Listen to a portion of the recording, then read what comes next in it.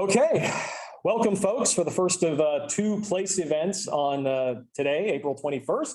We're very excited to be hosting Dr. Doughty, Dean of the College of Arts, Sciences, and Education here at A&M Texarkana, who will be speaking to us on exposing the machinery of mob violence, René Girard's understanding of the Gospels. Dr. Doughty. All right. I'll sneak in front of you. Thank you. Okay, now, can people see me? No, they see this.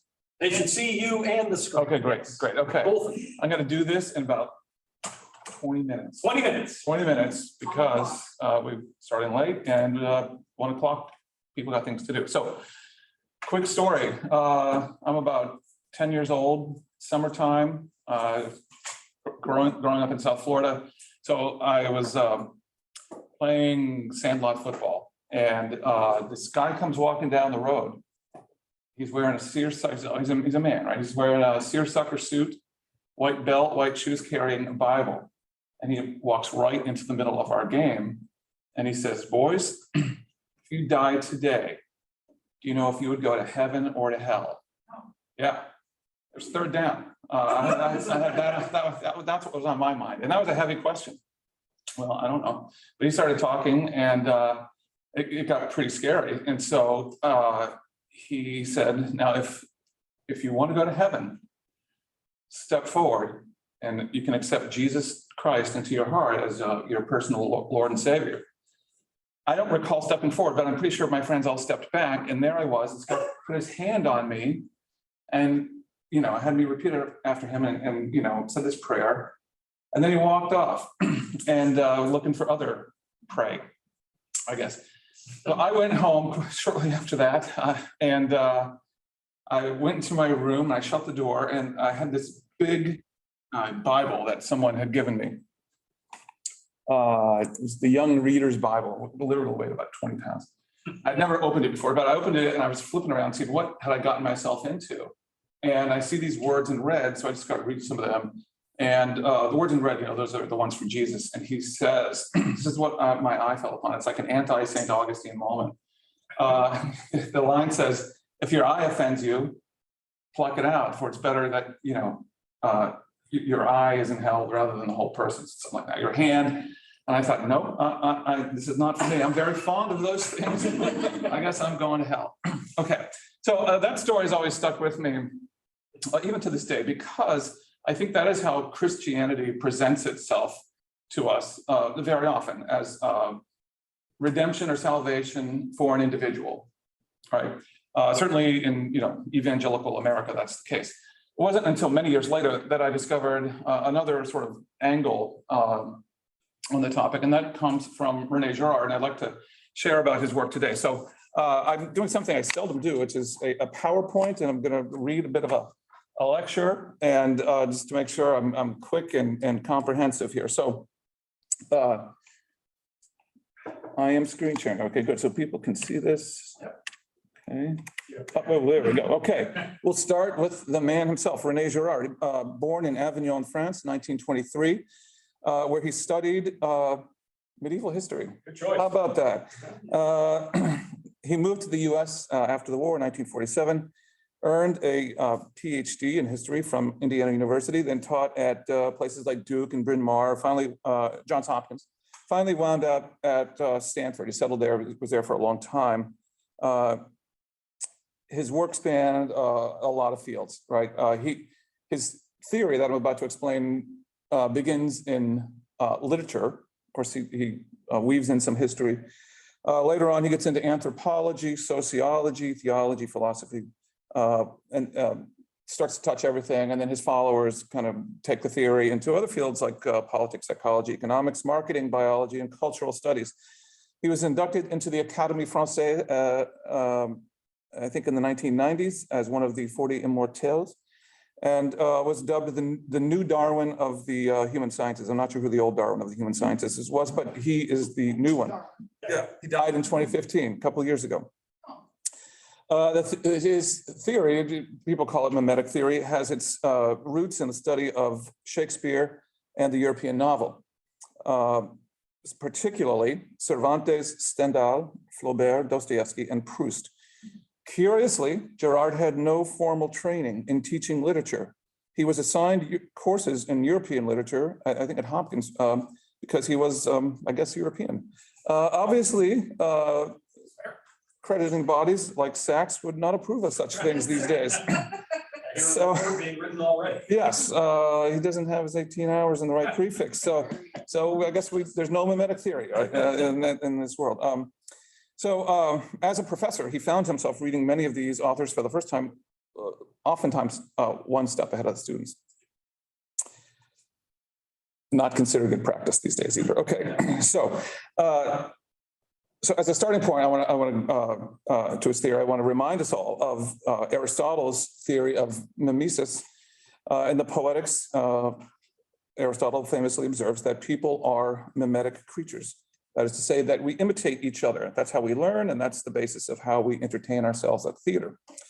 Everyone mostly accepts that, although occasionally you will hear someone saying that while art imitates life, life also imitates art, and that is right, I think, and Girard would not disagree.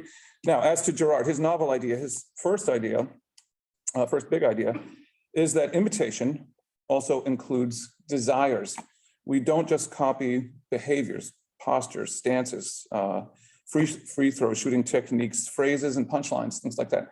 We imitate each other's wishes. But here's the thing about imitation, he says. We tend to think that our desires originate spontaneously within ourselves. Right? So he's seeing this in the literature that he's teaching.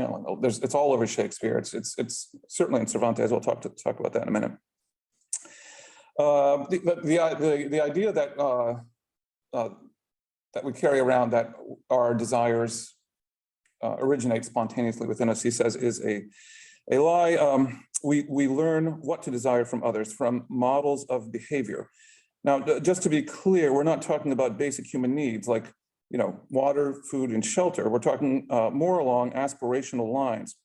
Luke Burgess, one of his contemporary followers, says, after meeting our basic needs as creatures, we enter into the human universe of desire. And knowing what to want is much harder than knowing what to need. Why is that? The potential number of objects of desire in the world is endless. We're all drawn towards things.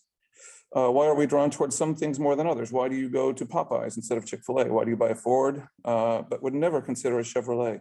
Why do you declare yourself an Apple person? The theologian James Allison says that this this movement towards particular things is the essence of mimetic desire. And he says it is to psychology what gravity is to physics. For example, You have to click on there again. there we go. Okay, so for example, the Nike Air Force One shoe, for a long time, the best-selling shoe in the world. You want a pair. Do you want a pair? Do people want a pair? I don't. No? I did want a pair about a decade ago. Mhm. Okay. They did collected days off it for me. I wouldn't mind. I think Logan probably has a pair, is what he's saying. Okay. For a long time, the best-selling shoe in the world. Why is that? Because you probably saw someone like Tom Brady or Kendall Jenner wearing a pair of them, or because you saw a cool person just wearing them on the street, and now you want one because you think that they would make you as cool as that person. Girard says everyone expects to be transformed by the act of possession, believing that prestige is imparted from objects and confers some illusory value. Well, it's not illusory to you, you think it's real. You want to be looked at the way that others are looked at, or the way that you look at them and imagine that others look at these people. When Kendall Jenner stops wearing these shoes, you likely might lose your desire for these shoes and turn on to something else from her or another model. Another kind of quick way to encapsulate this comes from the song Jesse's Girl. If you're of my generation, you might remember this. You might know it anyhow. It's a great song with long-lasting legs. The lyrics go like this. Jesse's a friend. Yeah, I know he's been a good friend of mine, but lately something's changed. That ain't hard to define. Jesse's got himself a girl. Come on. Bring it home. And I want to make her mine. Okay, maybe you don't know it. Okay. We all Yeah, know the. let's sing, yeah. That's it, well, it's all. Are there lyrics? She's watching him with those eyes. She's loving him with that body. I just know it. Yeah, and he's holding her in his arms late at night. that I wish I had Jesse's girl. There it is. Next, I'm not going to say or even recite the whole thing here, but the next verse is, I'm looking in the mirror all the time, wondering what she don't see in me. I've been funny. I've been cool with the lines. Ain't that the way love's supposed to be? Does the singer really love Jesse's girl for who she is? Or does he maybe kind of also want to be Jesse a little? Let's just agree for now that it's pretty clear that he wants what Jesse wants. Or maybe another quick example, pop culture example of what this looks like. How many people have seen The Devil Wears Prada? Devil Wears Prada might have been written by Girard. Not really, but I mean, it's a very Girardian text. And here is a famous. I'm assuming that's Kindle. That's what the internet said. I don't know. Hopefully. I'm not sure. Okay, how do I get out of here? Show a film clip. Try hitting escape. I did, and that's, Try hitting stop share. I'm hitting it Share. harder. Stop share. Yeah. You can then go to share. And Okay. just share the screen that you want, because apparently our first approach failed miserably. So go to share. Go to share screen. Back in Zoom. There you go. Okay, Click on your button. So you get rid of those two. There you go to the little blue green thing to share screen. And then pick the one that has it where you want it. thank you. That's, I don't do PowerPoints. I can see that. Which one do you want? No. Which one do you look at? You know what, this will get me there. Okay. Then hit share at the bottom. There you go. Look at this. Okay. Now we're cooking. Where is it gas? Is it hidden? It's hidden. Okay. If you go to more, look at this. I can do this. And then you go to hide floating meeting controls. Down, stop. Look at this. Okay, here we go. There it is. Here we go. Now comes, What would you do without? You're still learning this. And you need to turn the little knob on the side. There we go.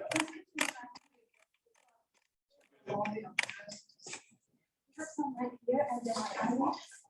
And I think it can be very interesting. No, No, I just, it's just baffling to me. Why is it so impossible to put together a decent run through? People have had hours and hours to prepare. It's just so confusing to me. Where are the advertisements? we have some pieces from Banana Well, Republic. we need more, don't we? What do you think? You know, me a full ballerina skirt and a so I'm on board.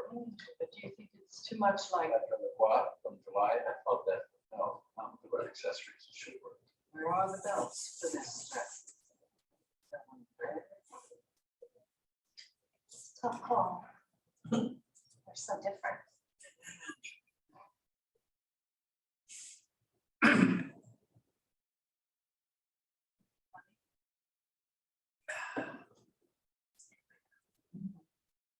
No, it's just.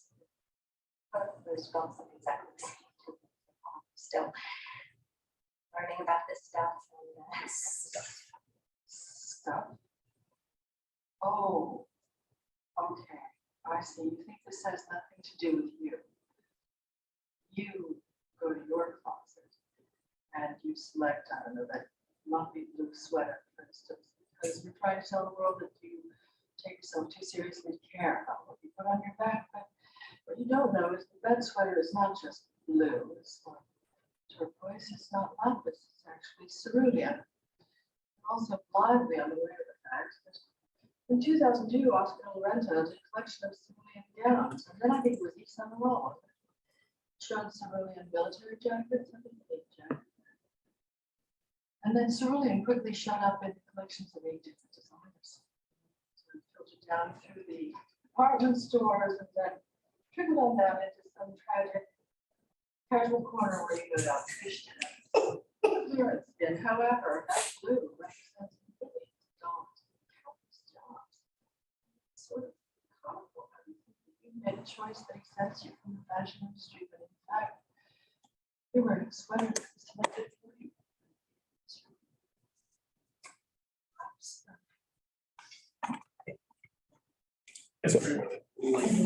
yeah, really great movie. And I meant to introduce it just by saying to pay attention to Meryl Streep. She is kind of breaking it down to Anne Hathaway there, how Anne Hathaway's character thinks that she chose this sweater on her own, but in fact, it's the end result of a long chain of decisions and events that began with this sort of viral moment when designers began imitating each other. Okay, back to my PowerPoint. And Over one. Down. Over. Oh, There you there we go. go. There Okay, you go. I'll have this down by 1 Oh, o'clock. there's another work. There Yeah, it is. and there's our, yeah, okay, Oh, you're not sharing anymore, sorry. okay.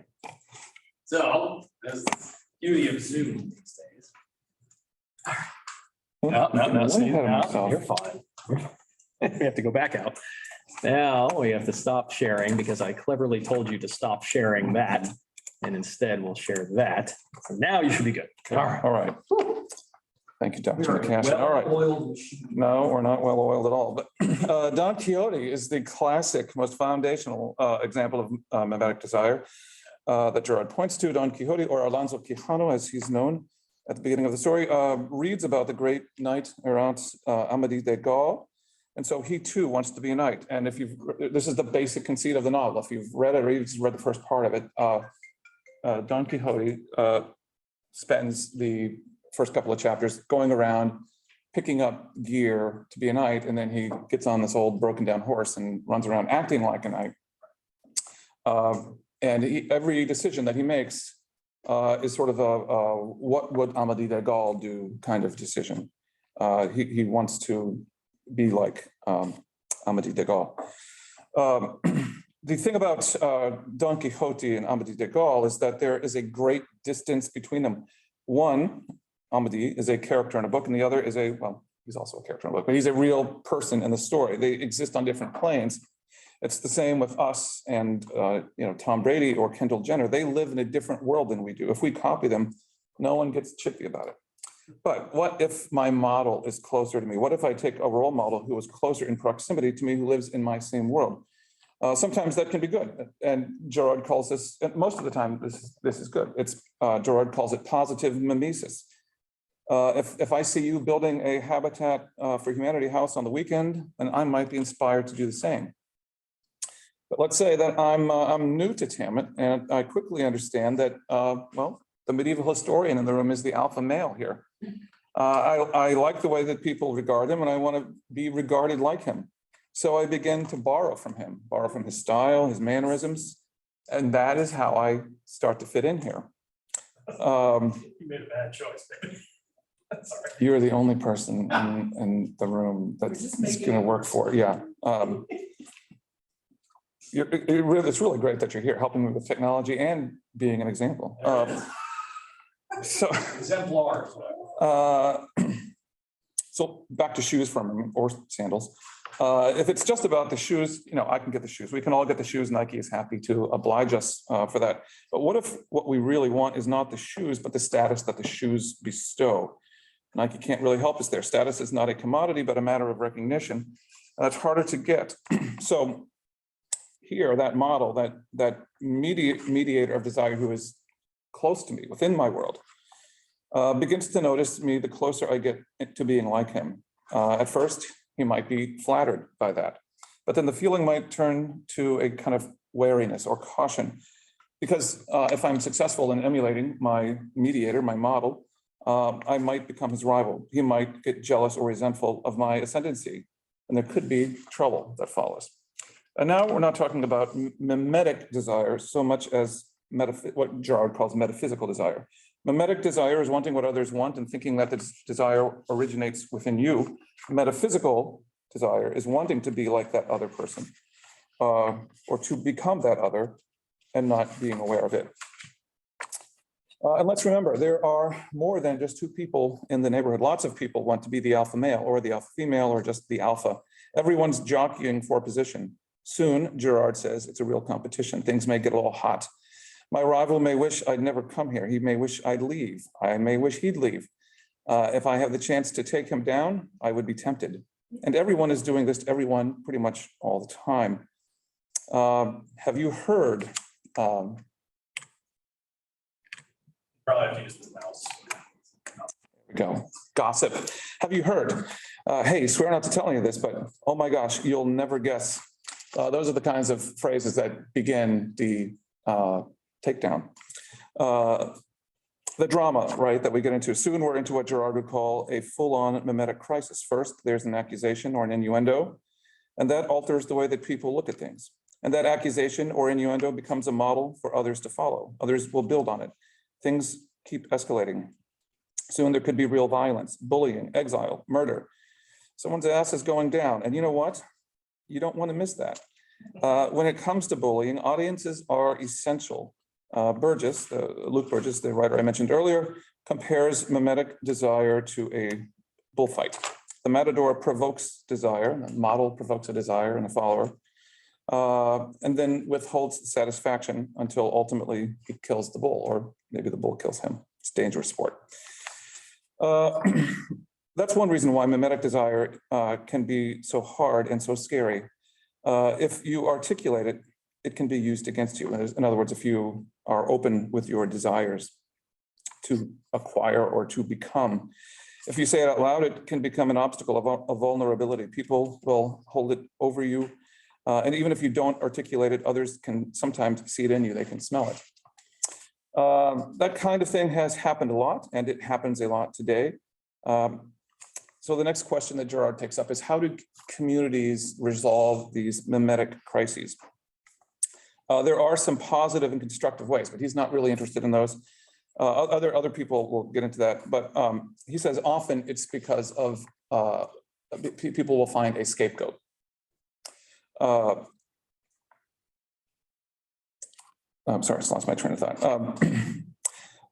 Yes, he calls it the scapegoat mechanism, and that is really this sort of second big idea that he has, and it follows from the mimetic desire.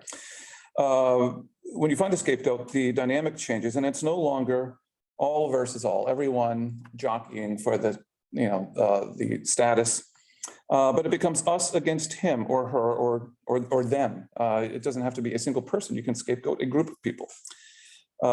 Treatment of the scapegoat takes a number of forms. It can be a beating, be an exile, a lynching. It can be a cancellation. It's ugly, but it satisfies something in the community. For a moment, at least the tension that people have felt will subside. And insofar as we believe that the crisis was all the scapegoat's fault, we can feel reunited, just like justice has just been done and some harmony has been restored. Thank God that person's gone, we say. Thank God that we're done with him. But, Girard asks, was the scapegoat actually the root of the problem? Probably not. If you look at Leviticus 16, we don't have time to go into that right now, but that's the scapegoat ritual that the Hebrews developed, and you'll notice that there are two goats involved in this, and they're chosen randomly. They're not guilty of anything, in other words, but more likely, Girard says, there was just something, there's something different about a scapegoat. But the community is convinced that those people are the problem. You might recall, here's an example, you might recall at the beginning of the pandemic in March 2020, for a recent example of a mimetic crisis, the writer Joel Hodge, in an essay, tells us that in February, you probably weren't worried about having enough toilet paper at home. In March, you were freaked out about having enough toilet paper. Why? Because everyone else was freaked out about it. The panic was as contagious as the virus. And who were we to blame for this problem? Well, Donald Trump tried to pin it on China, said various nasty things over the next couple of months. I'm not sure how successful he was in sticking the blame, but there were and are many who want to scapegoat Asian people, and crimes against Asians spiked 75% in the year 2020 in America. There's a great poem. Let me read this to you. Fumble through technology again. Yeah, there.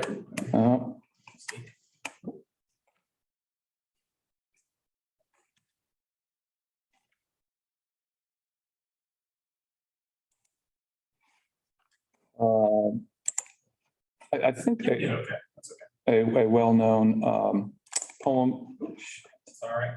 Sorry, man. Sorry, language. This is what happens when I try to go too fast. Waiting for the Barbarians by the Greek poet C.P. Kafavi. It's a sort of an internal dialogue here. What are we waiting for assembled in the forum? The barbarians are due here today. Why isn't anything going on in the Senate? Why are the senators sitting there without legislating? Because the barbarians are coming today. What's the point of senators making laws now? Once the barbarians are here, they'll do the legislating. Why did our emperor get up so early? And why is he sitting enthroned at the city's main gate in state wearing the crown? Because the barbarians are coming today and the emperor is waiting to receive their leader. He's even got a scroll to give him loaded with titles and with imposing names. Why have our two consuls and praetors come out today wearing their scarlet togas? Why have they put on bracelets with so many amethyst rings sparkling with magnificent emeralds? Why are they carrying elegant canes beautifully worked in silver and gold? Because the barbarians are coming today and things like that dazzle the barbarians. Okay, this goes on a few more stanzas, but here's the sort of payoff line. The final two lines of the poem. Now what's going to happen to us without barbarians? Those people were a kind of solution. Right? The barbarians are the scapegoats in this poem.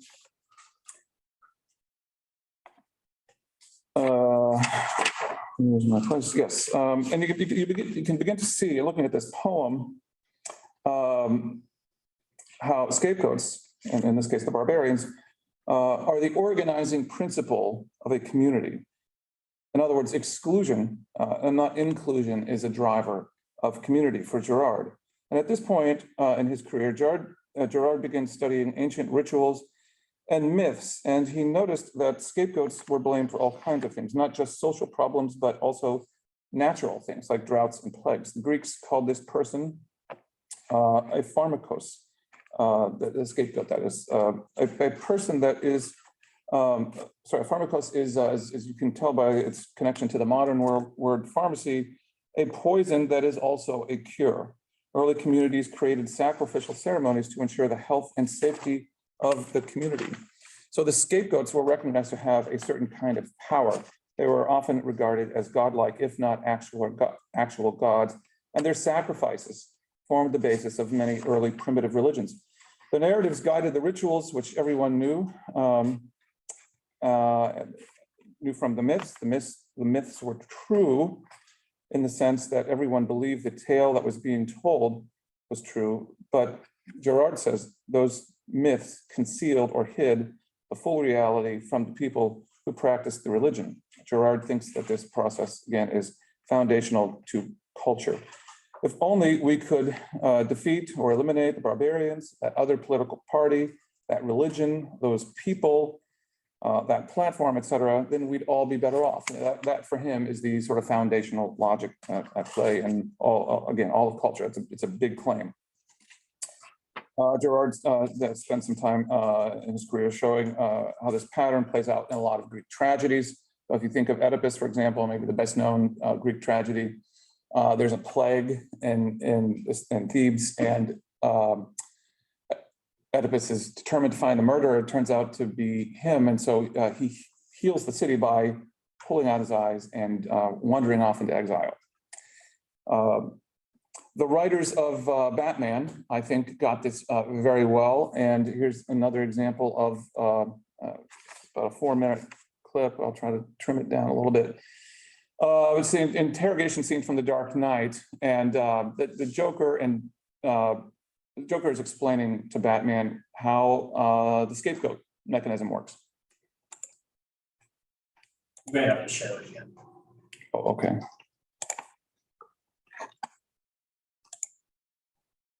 There you go. Okay. Look at it. And share. Share. Yeah. And interrogates the Joker. That works too. Yep. Okay. Sure.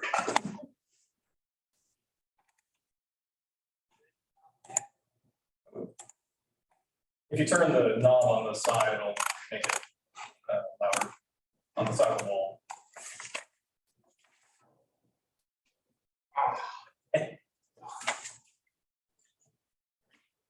Oh, fuzzy. Can't feel the next.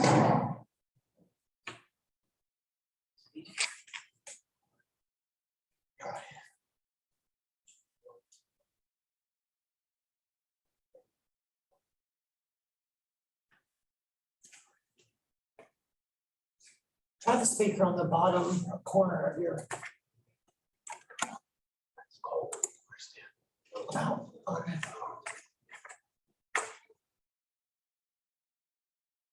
I imagine the Zoom people can hear it.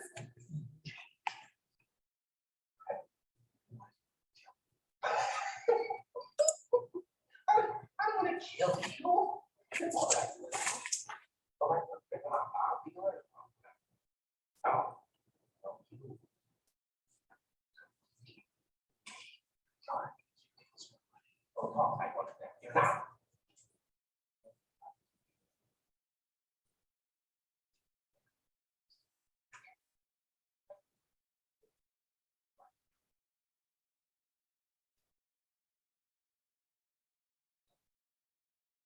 Like a leopard.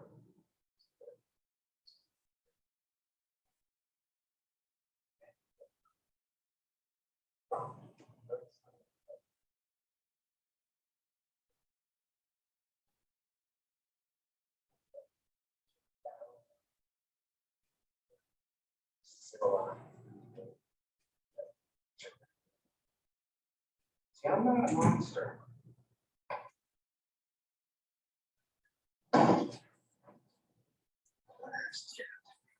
Whoa, picked up safe.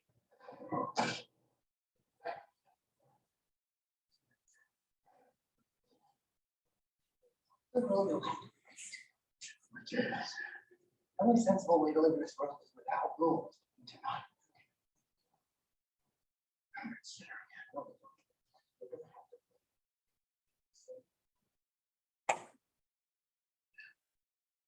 Wow.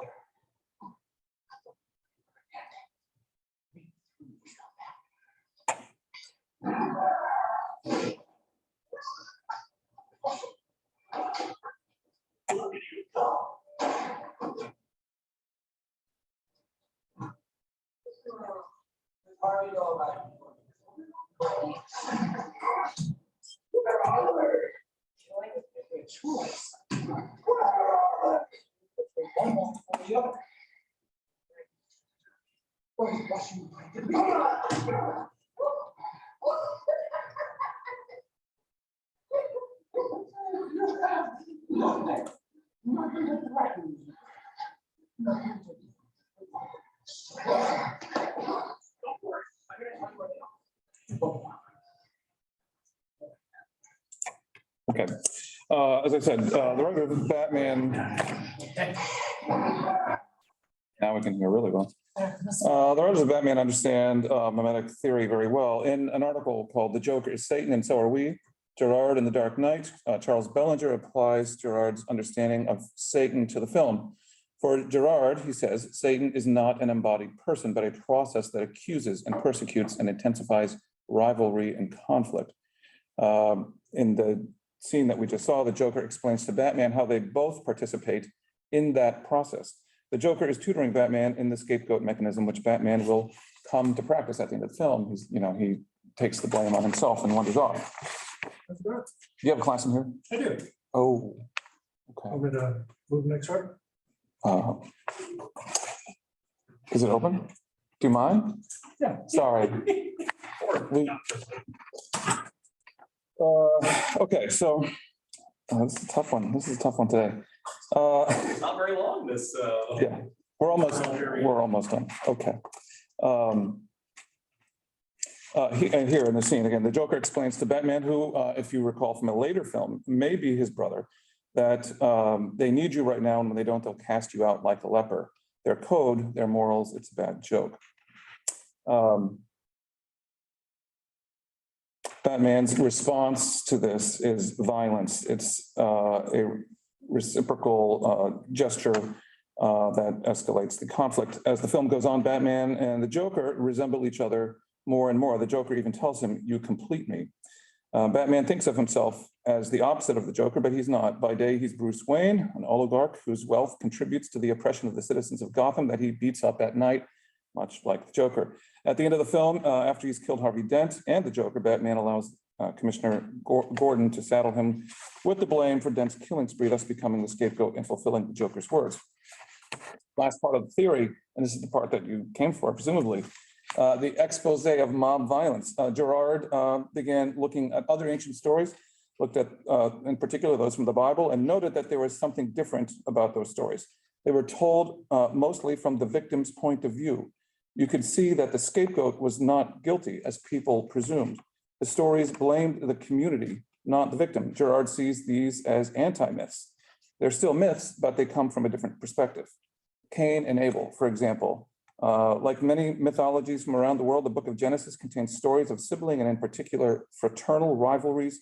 Here, in the Cain and Abel story, Abel imitates his brother's desire to make an offering to the Lord, and when he outdoes his brother in God's eyes, Cain kills him. But what Girard notices about Genesis and about this story in particular is that Abel's voice cries out from the ground after he's murdered. I had some really cool slides here to illustrate these things. Joseph is another example. If you know the story of Joseph, it's longer, I'm not going to summarize it. But essentially, his brothers are jealous of him. So they sell him off into slavery and they tell their dad a story. They make up a story about what happened to him.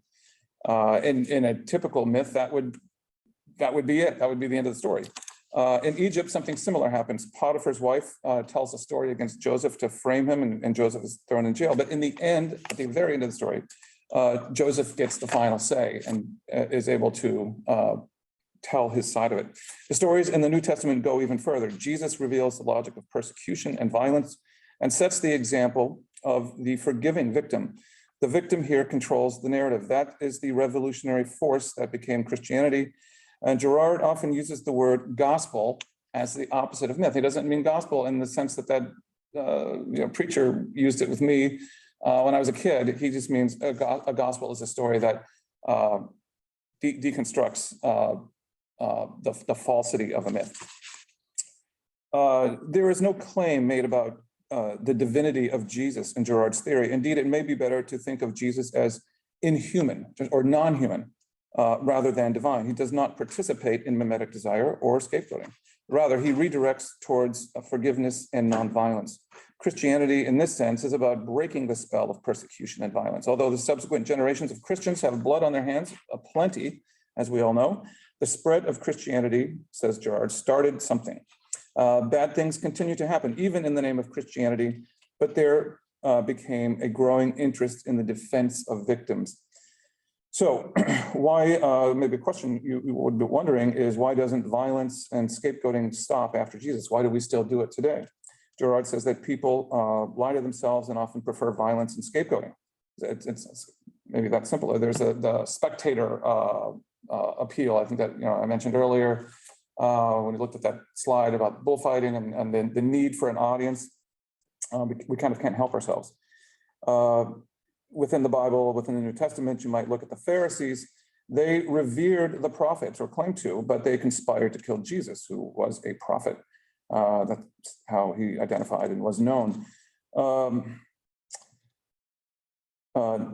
that's this question: why do we continue to participate in scapegoating and violence, even though we now know its logic?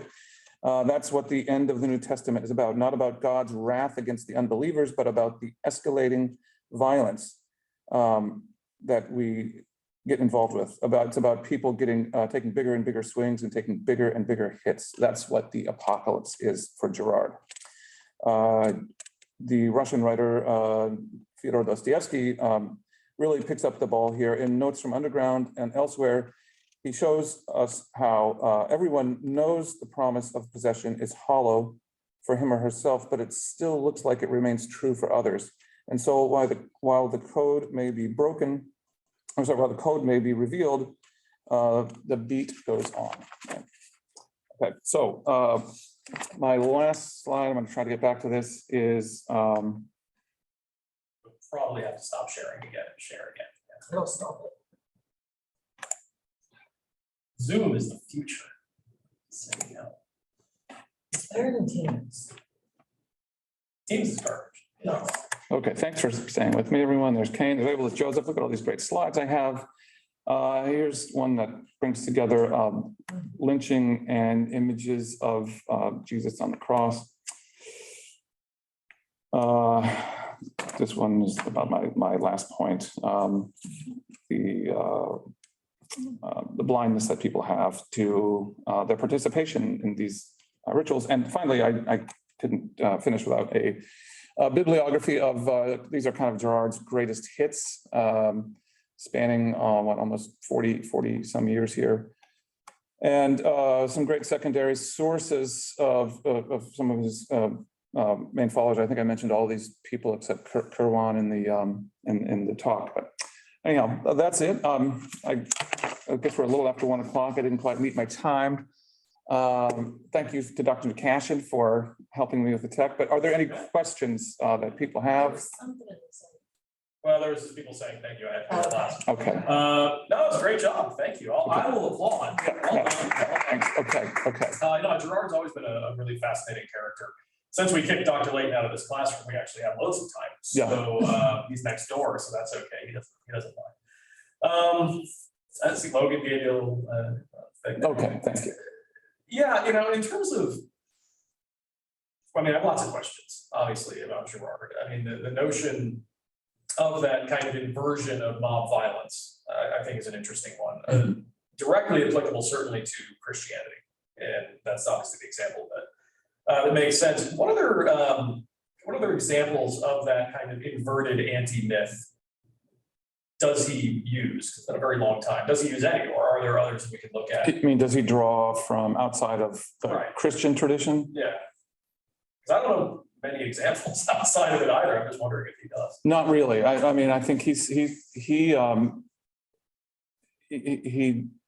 I think grew up nominally Catholic and then wandered away from the faith, but then through his work, he came back to it. And he pretty much stayed within that zone. There are, like I said, he's got a fairly wide and diverse following. And so other people are beginning to kind of explore anti-myth in other traditions. I think you can see some of it in pop culture. And I taught a class on this a couple of years ago, and I think hip hop is maybe a surprising but great place to find the logic of persecution and scapegoating exposed. So especially, I'm more familiar with early hip hop, but there's a kind of a prophetic aspect to it, right? Interesting. Mm-hmm. Okay. Any other questions? Anyone from our Zoom or anything? Otherwise, we may release Dr. Doughty from his obligations. One other thing I've mentioned is that Peter Thiel, you may know Peter Thiel. He's the inventor of PayPal, right. One of the original investors in Facebook, now Meta. He was René Girard's student and hung around him at Stanford, hung around a lot. And today he has a foundation called Imitatio. And that is the vehicle for a lot of Girardian study. So if you're interested, go to imitatio.org, just email me. I'll send you a link. There's a lot of interesting work there, more introductory stuff, and then also some more nuanced stuff.